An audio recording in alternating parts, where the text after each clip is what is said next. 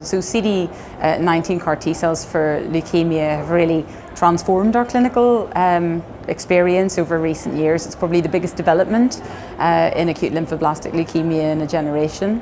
And the most important data that's really come out of the US so far, and it's studies led at the University of Pennsylvania by Shannon Maud's team, and that's in the teenage and young adult setting of relapsed and refractory acute lymphoblastic leukemia.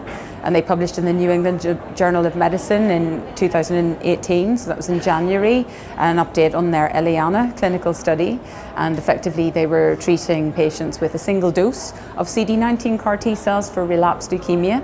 And they report really quite remarkable responses. So in patients who are unresponsive to any other conventional therapies, they were seeing, upwards of 90% response rates at a month.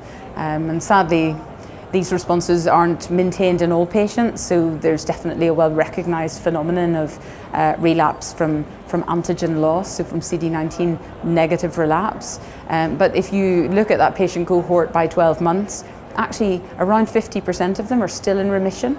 Now that's not something that you see with any other therapy, so that really has given the whole field huge enthusiasm to continue delivering this for the pediatric and young adult populations.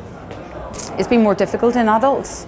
The data is not quite so robust. There aren't as many published studies, and I think part of the problem is that the toxicity associated with CAR T-cells can be challenging to manage in older patients with lots of comorbidities. So at UCL we have our own studies looking at acute lymphoblastic leukemia and treating it with a CAR T-cell that we've generated in-house. So it's a new type of binder.